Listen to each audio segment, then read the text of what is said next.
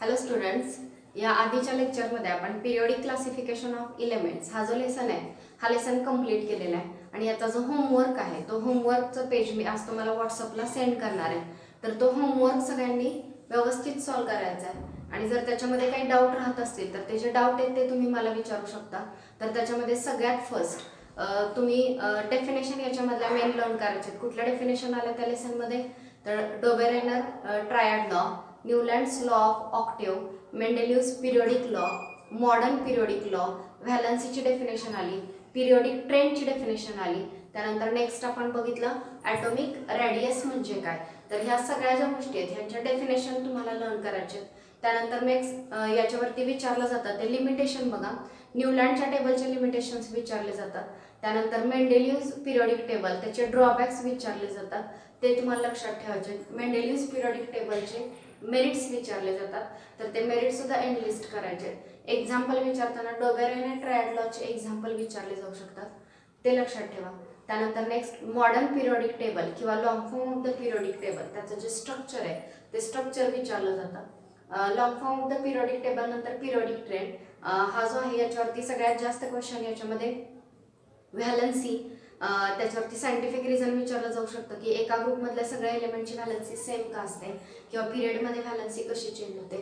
त्यानंतर next atomic साईजवरती question विचारले जातात किंवा metallic non metallic character period आणि ग्रुपमध्ये कसं व्हॅरी होतं यावरती मोस्ट फ्रिक्वेंटली क्वेश्चन ह्या 3 पॉईंटवरती विचारलेत: व्हॅलन्सी, ॲटॉमिक साईज आणि शेवटचा metallic and non metallic character. आणि मेंडेलिव्हज पिरियोडिक टेबलचे मेरिट आणि डिमेरिट्स याच्यावरती आतापर्यंत बऱ्याचदा क्वेश्चन विचारलेले आहेत.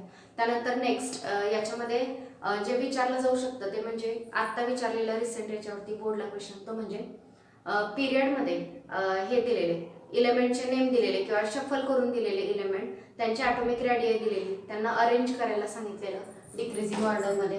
मग ही जे अरेंजमेंट आहे ते मॉडर्न पिरियोडिक टेबलनुसार आहे का, असे सब क्वेश्चनचा टाईपचा क्वेश्चन सुद्धा याच्यावरती विचारला जाऊ शकतो. सो हे सगळ्यांनी व्यवस्थित लक्षात ठेवायचं. त्यानंतरचा नेक्स्ट लेसन आपण केमिस्ट्रीचा सुरू करतोय, केमिकल रिॲक्शन अँड इक्वेशन. फिजिक्सचे जे लेसन आहेत ते थोडेसे आपण उशिरा स्टार्ट करूया कारण या लेसनमध्ये फॉर्म्युला आणि त्याच्यावरती न्यूमेरिकल सॉल्व करायचे असतात. सो आधी हे जे इझी लेसन आहेत ते सगळ्यांनी नीट समजून घ्या, याच्यावरचे होमवर्क व्यवस्थित सॉल्व करा. मग थोडंसं टफ इक्वेशनला टफ टॉपिकला आपण स्टार्ट करू. Okay, so chemical reaction and equation हा जो लेसन आहे ह्या लेसनमध्ये सगळ्यात पहिल्यांदा कॅन यू रिकॉलमध्ये काही क्वेश्चन विचारलेले आहेत. तर त्यातला फर्स्ट जो क्वेश्चन विचारलेला आहे तो काय बघा, what are the types of molecule of element and compound. Element आणि कंपाऊंडचे मॉलिक्यूल कसे असतात. मी आन्सर सांगते, सगळ्यांनी नीट लक्षात ठेवा. Molecules of the element are same type. इलेमेंटचे जे मॉलिक्यूल आहेत ते सगळे सेम टाईपचे असतात. Molecules of the element are of same type, but molecules are of compound. कंपाऊंडचे जे मॉलिक्युल्स असतात, molecules of compound are made up of different atom. कंपाऊंडचे मॉलिक्यूल वेगवेगळ्या ॲटमपासून बनलेले असतात. फॉर एक्झाम्पल बघा, जर आपण नायट्रोजन घेतला तर नायट्रोजन या एलिमेंटमध्ये सगळे मॉलिक्यूल सगळे जे ते नायट्रोजनचेच ॲटम असणार आहेत. पण तुम्ही वॉटर हा जर कंपाऊंड घेतला तर याच्यामध्ये 2 हायड्रोजनचे ॲटम आहेत आणि 1 ऑक्सिजनचा ॲटम आहे. सो हाच बेसिक डिफरन्स आहे इलेमेंट आणि कंपाऊंड मध्ये. In element all atoms are of same type and in compound that it is made up of different types of atom. What is mean by, second question आहे, what is mean by valency of element. इलेमेंटची valency म्हणजे काय. So याचा answer तुम्हाला सगळ्यांना माहिती आहे. Valency is the combining capacity of an element. एका एलिमेंटची दुसऱ्या एलिमेंट बरोबर कंबाईन होण्याची कॅपॅसिटी, किंवा आपण असंही सांगतो number of electron donated or accepted to complete the octet or dictate by an atom, it is called as valency of that atom. Next बघा, थर्ड क्वेश्चन आहे, what is the requirement for writing molecular formulae of different compound. How are the molecular formulae of the compound written. आता हा जो question आहे तो तुम्ही 9th मध्ये शिकलेला आहे. स्टेप बाय स्टेप कुठल्याही कंपाऊंडचा मॉलिक्युलर फॉर्म्युला कसा लिहायचा असतो हे तुम्हाला 9th ला झालेलं आहे. तेव्हा तुम्हाला एक चार्ट दिलेला बघा बुकमध्ये, आणि त्या चार्टमध्ये वेगवेगळे ॲटम जे आहेत त्याचे कॅटायनिक रॅडिकल असतील किंवा ॲनायनिक रॅडिकल, त्याच्यावरती किती चार्ज आहेत, ते रॅडिकलचं सिम्बॉल ते दिलं होतं.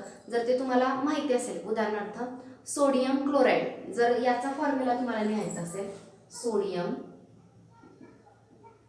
क्लोराईड, तर तुम्हाला 2 रॅडिकल माहिती पाहिजे, सोडियम आणि क्लोराईड. सोडियम त्याचा फॉर्म्युला असतो Na+ आणि क्लोराईडचा फॉर्म्युला आहे Cl-. ओके, याच्यावरती चार्ज किती +1, याच्यावरती चार्ज किती -1. मग आपण क्रॉस मल्टिप्लिकेशन करत होतो आणि फॉर्म्युला लिहित होतो NaCl. सो या पद्धतीनं सो कुठल्याही कंपाऊंडचा जर मॉलिक्युलर फॉर्म्युला लिहायचा असेल तुम्हाला, तर तुम्हाला त्याच्या रॅडिकलचा फॉर्म्युला माहिती असणं गरजेचं आहे, तरच तुम्हाला याचा मॉलिक्युलर फॉर्म्युला लिहिता येणार. So we should know formula of the radical in that compound. Okay, so ते माहिती असलं पाहिजे. इंट्रोडक्शनमध्ये त्यांनी सांगितलेलं आहे कुठल्याही केमिकल रिॲक्शनमध्ये काय होतं, तर वेगवेगळे ॲटम जे ते एकमेकांशी कंबाईन होतात आणि नवीन कंपाऊंड तयार होतो. उदाहरणार्थ H2O, याच्यामध्ये कोण आणि कोण कंबाईन झाले, हायड्रोजन आणि ऑक्सिजन. मग असा प्रश्न पडतो की हे असे का कंबाईन झाले, तर त्याचं पुन्हा तेच आन्सर आहे ऑक्सिजन. ऑक्सिजनचा ॲटॉमिक नंबर किती आहे 8, इलेक्ट्रॉनिक कन्फिगरेशन 2 6. ऑक्टेट कंप्लीट करण्यासाठी किती इलेक्ट्रॉन्स कमी पडतात याला 2 इलेक्ट्रॉन. आणि हायड्रोजन बघा, हायड्रोजनचा ॲटॉमिक नंबर आहे 1, इलेक्ट्रॉनिक कन्फिगरेशन 1, याला सुद्धा किती कमी पडतात 1. सो शेअर केले जातात इलेक्ट्रॉन आणि एकमेकांचं ऑक्टेट, ऑक्सिजनचं ऑक्टेट कंप्लीट केलं जातं आणि हायड्रोजनचं ड्युक्टेट कंप्लीट केलं जातं. सो यावेळी आपलं स्वतःची स्टॅबिलिटी अचीव करण्यासाठी, ऑक्टेट ही कंडिशन अचीव करण्यासाठी वेगवेगळे ॲटम जे ते एकमेकांशी वेगवेगळे इलेमेंट रिॲक्ट होतात आणि काय तयार करतात, कंपाऊंड तयार करतात. ओके, सो हा जो लेसन आपण शिकणार आहे केमिकल रिॲक्शन अँड इक्वेशन, या लेसनमध्ये आपण काय काय शिकणार आहे त्याची पहिल्यांदा तुम्हाला इंट्रोडक्शन देते. तर सगळ्यात पहिल्यांदा 2 टाईपचे चेंजेस त्यांनी एक्सप्लेन केलेले आहेत. एक आहे केमिकल चेंज आणि दुसरा आहे फिजिकल चेंज. हे दोन्ही समजून घेण्यासाठी सगळ्यांकडे बुक असणं गरजेचं आहे. सो केमिकल चेंज आणि फिजिकल चेंज आपण बघणार आहे. त्यानंतर सेकंड जो पॉईंट त्यांनी दिलेला आहे की तुम्हाला कुठलीही केमिकल रिॲक्शन जर लिहायची असेल तर काही बेसिक गोष्टी माहिती पाहिजेत. ते म्हणजे रिॲक्टंट कशाला म्हणायचा, प्रोडक्ट कोणाला म्हणायचा, रिॲक्टंट कुठे लिहायचा, प्रोडक्ट कुठे लिहायचा आणि कसा लिहायचा, हे लिहिताना काही रूल्स फॉलो करायचे असतात. तर ते जे रूल्स आहेत ते रूल्स सगळे सुरुवातीला त्यांनी दिलेले आहेत. आणि त्यानंतर नेक्स्ट जे दिलेलं आहे त्यांनी ते रिॲक्शनचे वेगवेगळे टाईप्स विथ एक्झाम्पल एक्सप्लेन केलेले आहेत. तर टाईपमध्ये बघा, first combination reaction, second decomposition reaction, displacement reaction, double displacement reaction, oxidation, reduction, redox reaction, अशा वेगवेगळ्या रिॲक्शन जे या बुकमध्ये एक्सप्लेन केलेल्या आहेत. शिवाय याच लेसनमध्ये आपण बॅलन्स्ड केमिकल रिॲक्शन म्हणजे काय असतं आणि दिलेली रिॲक्शन बॅलन्स्ड आहे की अनबॅलन्स्ड हे पहिल्यांदा ओळखायला शिकायचं. आणि जर अनबॅलन्स असेल तर तिला बॅलन्स्ड कसं करायचं हे आपण या लेसनमध्ये शिकणार आहोत. बॅलन्सिंग नंतर नेक्स्ट जो आपण या लेसनमध्ये पॉईंट शिकणार आहोत तो आहे वेगवेगळ्या रिॲक्शनचा जो रेट आहे रिॲक्शन होण्याचा, म्हणजे रिॲक्शन किती घडण्यासाठी, रिॲक्शन होण्यासाठी किती वेळ लागतोय ते सांगणं म्हणजे रिॲक्शनचा रेट सांगणं. काही रिॲक्शन फास्ट होतात, काही रिॲक्शन स्लो होतात. सो रिॲक्शनचा हा जो रेट आहे रिॲक्शन होण्याचा, तर तो रेट कुठल्या कुठल्या फॅक्टरवरती अवलंबून असतो, तर तो आपण या लेसनमध्ये स्टडी करणार आहोत. सो हे झाले वेगवेगळे पॉईंट जे आपण या लेसनमध्ये स्टडी करणार आहे. सो बेसिक सुरुवातीचा पॉईंट दिला केमिकल रिॲक्शन, इथपासून आपण सुरुवात करतोय. सो काय असते केमिकल रिॲक्शन, केमिकल रिॲक्शनमध्ये composition of matter changes and change remain permanent, म्हणजे वेगवेगळे सबस्टन्सेस जे ते एकत्र येतात, त्यांच्यामधले काही बॉन्ड ब्रेक होतात, नवीन बॉन्ड तयार होतात आणि नवीन सबस्टन्सेस तयार होतात, त्याला आपण म्हणतो केमिकल रिॲक्शन. उदाहरणार्थ समजा कार्बन घेतला, म्हणजे कोळसा असेल आणि तो आपण बर्न केला इन प्रेझन्स ऑफ ऑक्सिजन, काय तयार झालं, कार्बन डायऑक्साईड. बघा, घेताना कोळसा घेतला होता ब्लॅक कलरचा, अजून काय झालं, बर्न होताना काय लागला त्याला, ऑक्सिजन. दोघे कंबाईन होऊन काय तयार झाला, कार्बन डायऑक्साईड. कार्बन डायऑक्साईडला कलर असतो का, नसतो. ऑक्सिजनला कलर नसतो. कार्बन हा जो लिहिलाय तो मात्र ब्लॅक कलरचा असतो. हा सॉलिड स्टेटमध्ये आहे तर हा कुठल्या स्टेटमध्ये गेला, गॅशियस स्टेटमध्ये. सो वेगवेगळे सबस्टन्सेस एकत्र येतात, त्यांच्यामध्ये आधीचे बॉन्ड ब्रेक होतात, नवीन बॉन्ड तयार होतात. आता इथं बॉन्ड ब्रेक नाहीत पण नवीन बॉन्ड तयार झाले, कोणामध्ये, कार्बनमध्ये आणि ऑक्सिजनमध्ये नवीन बॉन्ड तयार झाला आणि काय तयार झाला, कार्बन डायऑक्साईड. आणि हे जे झालं याला म्हणतो आपण केमिकल रिॲक्शन. बघा, during chemical reaction composition of matter changes. Composition म्हणजे काय, तुम्हाला जर कोळशाचा जर फॉर्म्युला लिहायचा म्हटलं तर तुम्ही काय लिहिता, सी, तो कार्बन पासून बनलेला आहे. ऑक्सिजनचा फॉर्म्युला लिहायचा तर तुम्ही काय लिहिता, O2. आणि जेव्हा रिॲक्शन झाली तेव्हा काय तयार झाला, CO2. म्हणजे कोळशाचं कंपोजिशन कार्बन आहे ते तसंच राहिलं का, नाही. आणि ऑक्सिजन सुद्धा रिॲक्शन नंतर ऑक्सिजन तसंच राहिलं का, नाही. दोन गोष्टी एकत्र आल्या आणि नवीन गोष्ट तयार झाली. कोणती? Carbon dioxide. सो याला काय म्हणणार आहे तुम्ही? Chemical reaction. So chemical reaction होताना कंपोजिशन जे आहे मॅटरचं ते चेंज होतं आणि हा चेंज जो आहे तो परमनंट राहतो. इन शॉर्ट हे रिव्हर्स नाही. ह्याच्यापासून पुन्हा हे तुम्हाला म्हणजे कार्बन डायऑक्साईड पासून पुन्हा तुम्हाला कोळसा मिळणार नाहीये किंवा पुन्हा ऑक्सिजन आपल्याला रिटर्न मिळत नाही. त्यामुळे हा चेंज कसा झाला? परमनंट. रिव्हर्स येता येत नाही.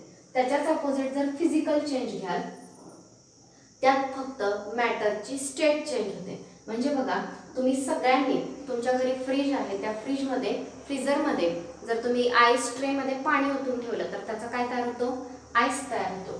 सो तिथं काय चेंज झालं बघा. पहिल्यांदा तुम्ही काय घेतलं होतं? वॉटर. आणि त्या वॉटरचं कन्व्हर्जन कशामध्ये झालं? आईसमध्ये झालं. सो या पद्धतीनं काय चेंज झालं? स्टेट चेंज झाली. वॉटर कुठल्या स्टेटमध्ये असतो? लिक्विड स्टेटमध्ये. आणि आईस कुठल्या स्टेटमध्ये आहे?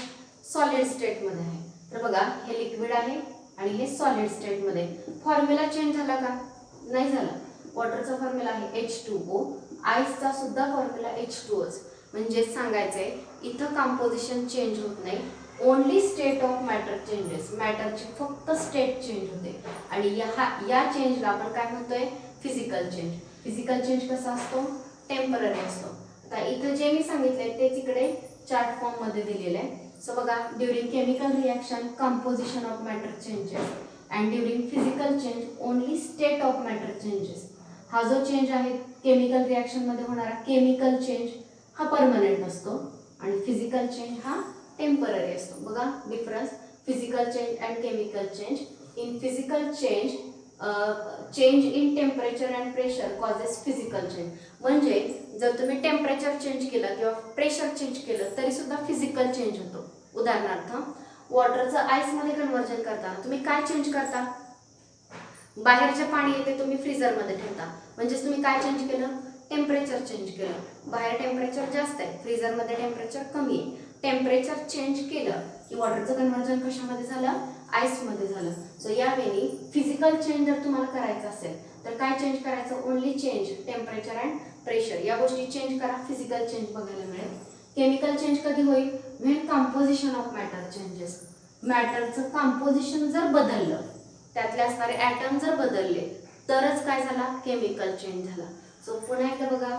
Physical change can occur only when there is change in temperature and pressure and chemical change occur when composition of matter changes. Physical change कसा असतो? रिव्हर्सिबल. म्हणजे कसं बघा वॉटरचं कन्व्हर्जन आईसमध्ये झालं, आईस फ्रीजरमधून बाहेर काढला, पुन्हा हाय टेम्परेचर होणार, त्या टेम्परेचरला पुन्हा आईसचं कन्व्हर्जन कशामध्ये होणार आहे? वॉटरमध्ये. सो चेंज कसा झाला? रिव्हर्सिबल. हा चेंज रिव्हर्सिबल आहे. तर केमिकल चेंज कसा असतो? इरिव्हर्सिबल. म्हणजे कोळसा आणि ऑक्सिजन कंबाईन होऊन एकदा कार्बन डायऑक्साईड तयार झाला तर कार्बन डायऑक्साईड पासून पुन्हा कोळसा तयार होणार नाही. म्हणजे हा चेंज कसा झाला? इरिव्हर्सिबल. पुन्हा एकदा लक्षात घ्या सगळ्यांनी. Physical change and chemical change हे दोन टाईपचे चेंज आहेत. जर तुम्हाला फिजिकल चेंज करायचं असेल तर काय बदलायचं? टेम्परेचर, प्रेशर यासारखे पॅरामीटर चेंज करायचे, फिजिकल चेंज होतं. आणि जर तुम्हाला केमिकल चेंज करायचं असेल तर मॅटरचं कंपोजिशन चेंज होतं, मगच काय होतं? केमिकल चेंज होतं. फिजिकल चेंज कसा आहे? रिव्हर्सिबल. आणि केमिकल चेंज कसा आहे? इरिव्हर्सिबल. ओके. तर this is about physical change and chemical change. बुकमध्ये एक चार्ट दिलेला आहे. सगळ्यांनी आपलं आपलं बुक काढा आणि तो चार्ट जो आहे तो सगळ्यांनी कंप्लीट करायचा आहे. बघा. Identify physical and chemical change from the phenomena given in the following table. टेबलमध्ये काही फेनॉमेना दिलेले आहेत. तर यातला कुठला फिजिकल चेंज आणि कोणता केमिकल चेंज हे तुम्हाला आयडेंटिफाय करायचं आहे. First, transformation of ice into water. आईसचं कन्व्हर्जन वॉटरमध्ये होणं. सांगा कोणता चेंज आहे? फिजिकल चेंज की केमिकल चेंज? त्यांनी दिलेले तिथे आन्सर टिक करून तो फिजिकल चेंज आहे. आईसचं कन्व्हर्जन वॉटरमध्ये झालं तरी वॉटरचं पुन्हा काय होऊ शकतं? आईस होऊ शकतं. फक्त स्टेट चेंज झाली, कुठलीही केमिकल रिॲक्शन झालेली नाही. So it is physical change. Second बघा. Cooking of food. Cooking of फूडमध्ये त्यांनी केमिकल चेंजच्या खाली टिक केलेले आहे. त्याचा अर्थ फूड मटेरियल कुक करत असताना काय होत असतात? केमिकल रिॲक्शन्स होत असतात आणि नवीन गोष्ट तयार होत असते. फॉर एक्झाम्पल तुम्ही पोटॅटो घेतला, स्टार्च घेतला, तर पोटॅटो जेव्हा तुम्ही कच्चा घेताय तेव्हा त्याची टेस्ट वेगळी आहे, पण जेव्हा तुम्ही त्याला शिजवता तेव्हा त्याची टेस्ट चेंज होते. आणि का चेंज होते, तर त्यात काही रिॲक्शन झालेले आहे शिजवताना, त्यामुळे. So it is chemical change. Cooking of food अजून एक पॅरामीटर तिथं लावू शकता. एकदा फूड तुम्ही शिजवलं की रिटर्न तुम्ही जाऊ शकत नाही. म्हणजे बटाटा एकदा तुम्ही शिजवला तर शिजवलेल्या बटाट्यापासून कच्चा बटाटा पुन्हा तयार होऊ शकत नाही. सो परमनंट चेंज आहे. Next ripening of fruit. हा कोणता चेंज आहे बघा आता. Ripening of fruit it is chemical change.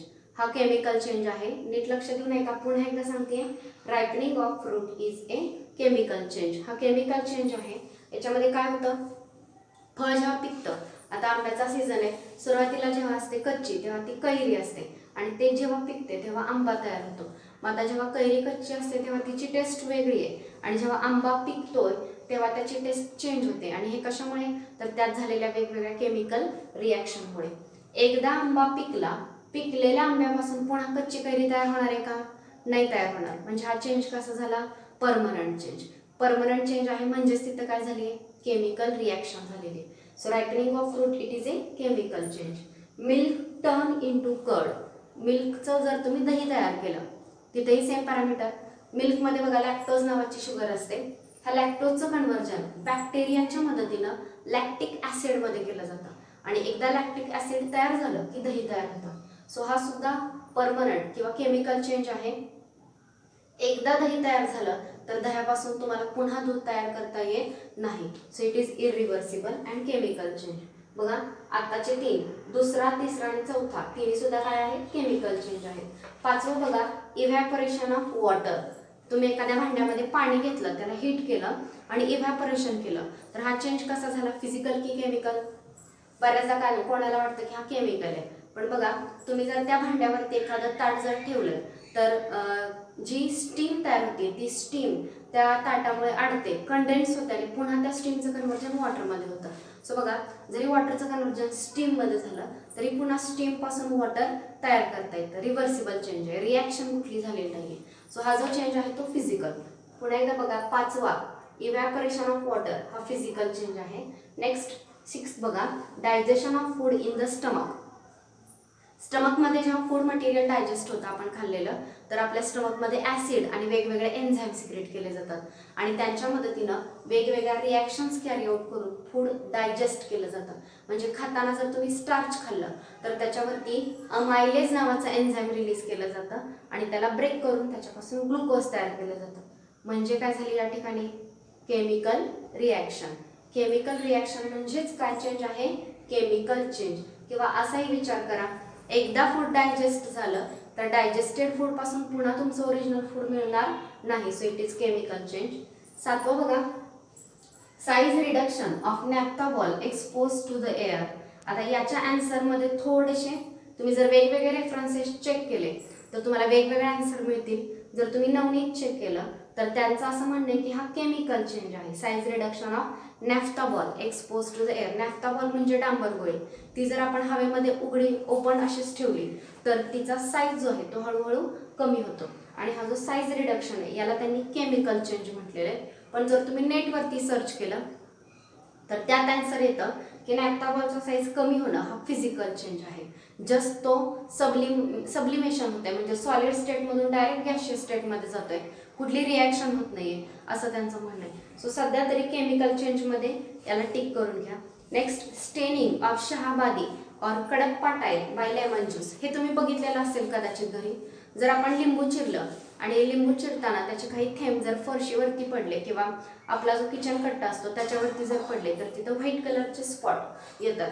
आणि हे व्हाईट कलरचे स्पॉट का येतात, कारण लाईम ज्यूसमध्ये एक ॲसिड आहे, सायट्रिक ॲसिड. तर त्या ॲसिडची आणि शहाबाद टाईमची रिॲक्शन होते, आणि त्या रिॲक्शनमुळे तिथं व्हाईटिश कलरचे स्पॉट जे ते डेव्हलप होतात. म्हणजे इथं कुठली रिॲक्शन आहे, केमिकल चेंज.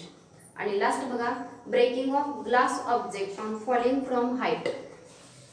एखादा ऑब्जेक्ट जर उंचावरून काचेचा ऑब्जेक्ट जर खाली पडला तर तो फुटतो. मग आता फुटणं हा केमिकल चेंज आहे की फिजिकल चेंज आहे. बऱ्याचदा मुलांना हा सुद्धा केमिकल चेंज वाटतो, पण हा फिजिकल चेंज आहे. फक्त ग्लास ब्रेक झालेला आहे, कोणतीही केमिकल रिॲक्शन झालेली नाही आहे, आणि फुटलेल्या ग्लासपासून पुन्हा तुम्ही ग्लास बनवू शकता. So this is about the physical change. So तुम्ही सगळ्यांनी बुकमध्ये टिक केलेलं असेलच, तर हा चार्ट यावेळी कंप्लीट करायचा आहे, कोणता फिजिकल आणि कोणता केमिकल चेंज हे तुम्हाला व्यवस्थित कळलेलं असलं पाहिजे. त्याच्या पुढे पुन्हा एकदा ऍक्टिव्हिटीज दिलेली आहे बघा. Do the following activities in group of a friends, take help of your teacher whenever necessary. Okay, so या ऍक्टिव्हिटी तुम्हाला करायच्या आणि त्याचे आन्सर्स फाइंड करायचे. ॲपॅरेटस काय लागणार त्या ऍक्टिव्हिटीसाठी बघा. Thermometer, evaporating dish, tripod stand, funnel and Bunsen burner. आणि केमिकल जे लागणार आहे त्याच्यामध्ये limestone powder, copper sulphate, calcium chloride, potassium chromate, zinc dust, sodium carbonate and phthalic anhydride हे दिलेले आहेत. Carry out the activities 1 to 5 as given below. Read and record the temperature in the activities 2 to 4. त्या activity carry out करा आणि 2 ते 4 याच्यामध्ये temperature जे ते रेकॉर्ड करा असंही त्यांनी सांगितलेलं आहे. सो सध्या तरी मी तुम्हाला ॲक्टिव्हिटी आणि त्यांच्या केमिकल रिॲक्शन काय होतात ते तुम्हाला लिहून देते. त्या रिॲक्शन लिहून घ्या आणि व्यवस्थित समजून घ्या ते. सो बघा, first take a spoonful of limestone powder in evaporating dish, heat it strongly on high blue flame. आता बघा त्यांनी असं इथं मी तुम्हाला ते क्लिअर करते. इथे एक शब्द वापरला लाईमस्टोन पावडर. लाईमस्टोन पावडर हा वर्ड यूज केला की बऱ्याच मुलांना त्याचा फॉर्म्युला लिहिता येत नाही. सो लाईमस्टोन पावडरचा फॉर्म्युला, पण त्याऐवजी जर त्याचं केमिकल नेम यूज केलं तर बरीच मुलं फॉर्म्युला लिहू शकतील. आणि लाईमस्टोनचं केमिकल नेम आहे कॅल्शियम कार्बोनेट. कॅल्शियम कार्बोनेट म्हटल्यानंतर बऱ्याच मुलांना फॉर्म्युला तो CaCO3.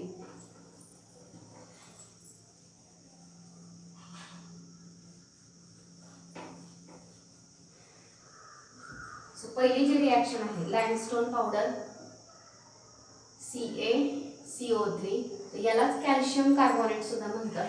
सो दोन्ही नेम घ्या. एक लाईमस्टोन किंवा त्यालाच म्हटलेलं आहे कॅल्शियम कार्बोनेट.